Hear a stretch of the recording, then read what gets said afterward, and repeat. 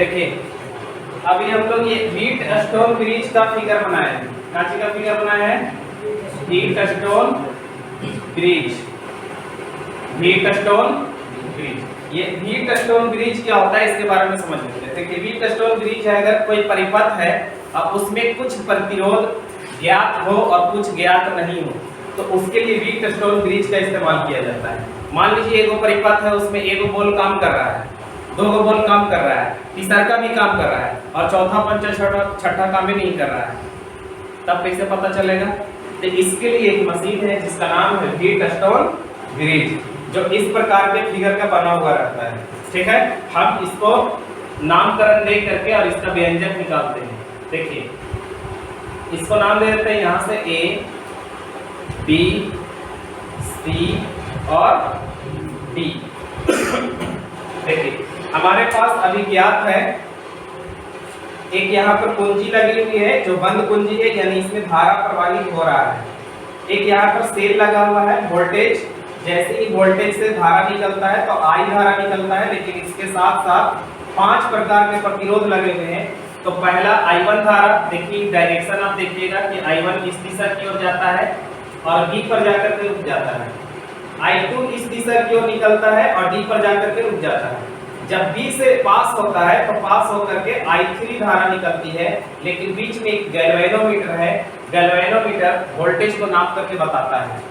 B से निकलने वाली धारा C तक जाती है, लेकिन D से निकलने वाली कहां तक जाती है? C तक। C से D तक नहीं आ रहा है, B से जा रहा है C तक। देख रहे हैं ये फिगर, तीर का चिन्ह। अब यहां से समझिए, अगर कोई धारा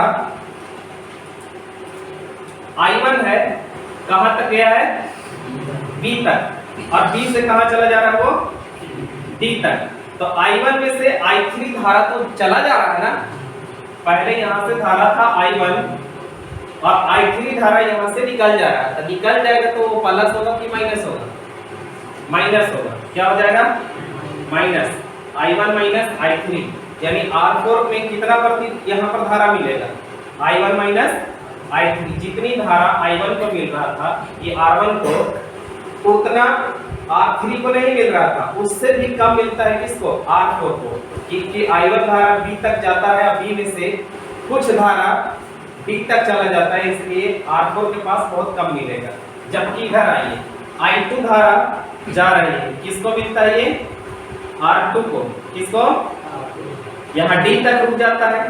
और फिर इधर देखिए तो D से B की ओर जाता है क्या?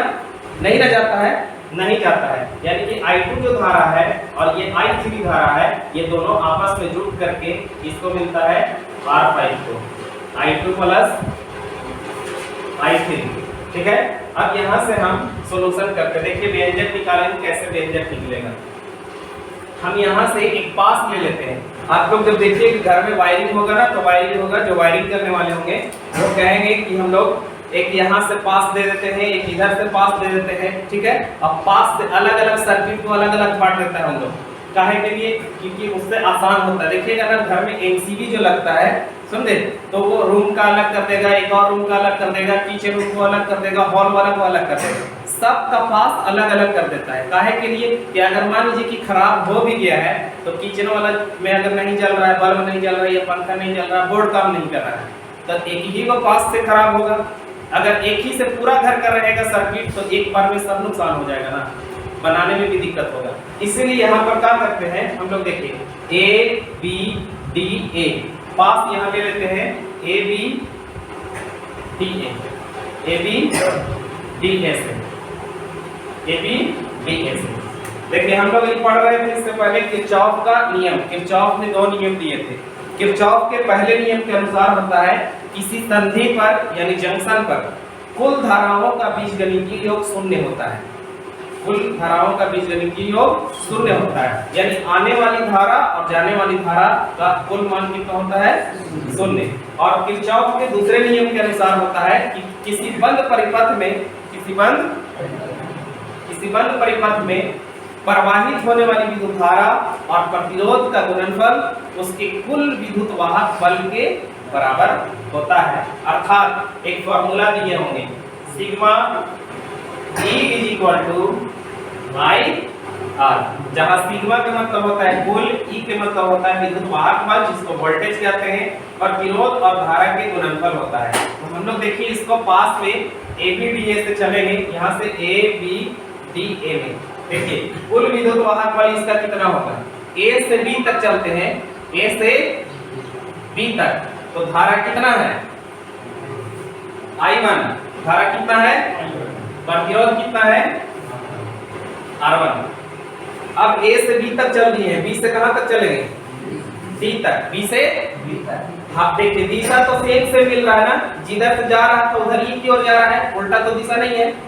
ये रोड देखिए, इसका रोड देखिए, A से B तक गया है तो इसको रोड दिशा तो सेम है, तो यहाँ से आई I3 धारा और कौन धारा है, तो यहाँ पर प्लस का चिन्ह लिखना है, I3 R3।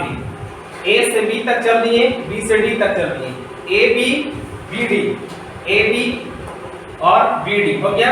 अब क्या चलना है, DA की ओर आई, देखिए DA तो इसमें दिशा उल्टा दिखा रहा है ना, तो उल्टा रहेगा दिशा तो माइनस और सीधा रहेगा तो प्लस, यहाँ पर आपको माइनस दे देना है। DA में क्या लिखाएगा, I2 R2, ठीक है। यहाँ से आपको लिखना है, यहाँ से देखिएगा इसके बीच में I3 जहां से धारा प्रवाहित हो रही है उसमें गैल्वेनोमीटर लगा हुआ है। क्या लगा हुआ है, गैल्वेनोमीटर। गैल्वेनोमीटर जहां पर लगा रहता है वो धारा के मान को शून्य कर देता है, तो यहाँ पर आपको लिखना है चूंकि I3 इसमें लगा हुआ है धारा गैल्वेनोमीटर I3 वाला में ना, तो धारा शून्य हो जाएगा। चूंकि I3 बराबर 0, इसीलिए जब इसका प्रतिरोध कितना है R3 से कोई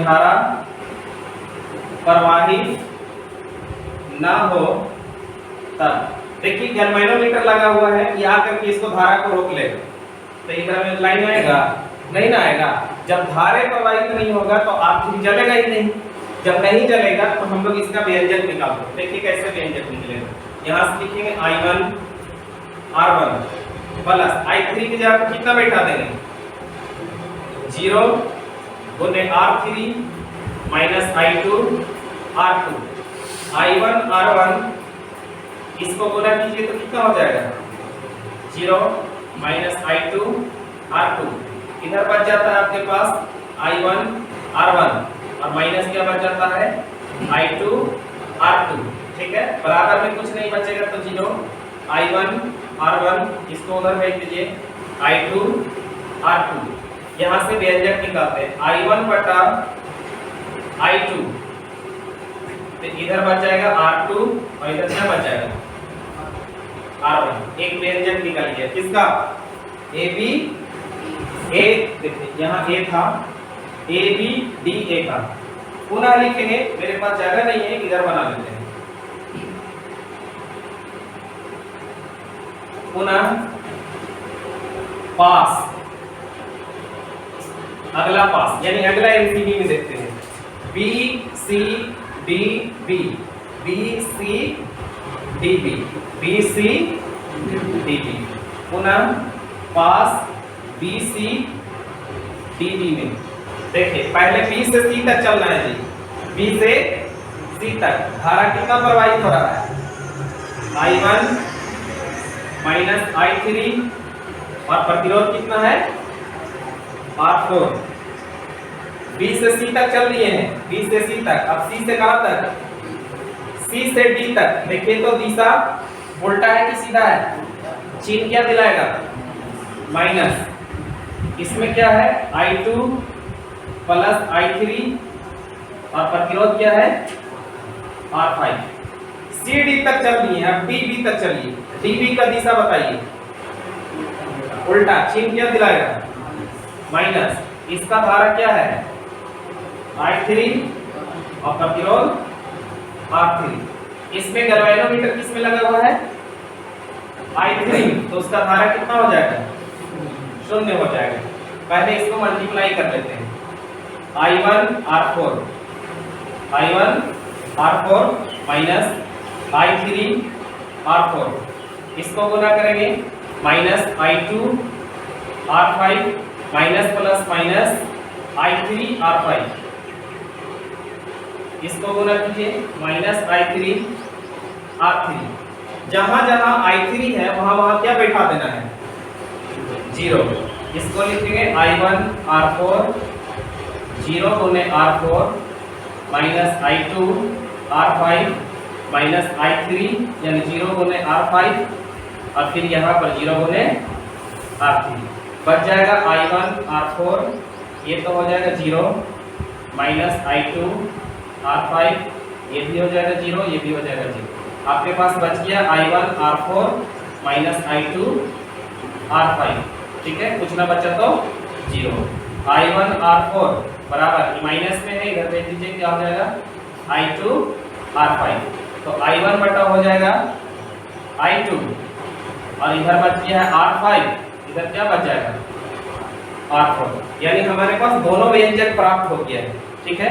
अब इसका जो लिखने वाला रहेगा उसको लिख लेंगे। इससे साबित होता है, जानते हैं क्या, ये व्यंजक बता रहा है कि अगर व्हीटस्टोन ब्रिज में कोई धारा प्रवाहित ना हो, एकरा में धारा प्रवाहित हो रहा था कि नहीं हो रहा था, गैल्वेनोमीटर लगेगा तो धारा प्रवाहित हो रहा है नहीं।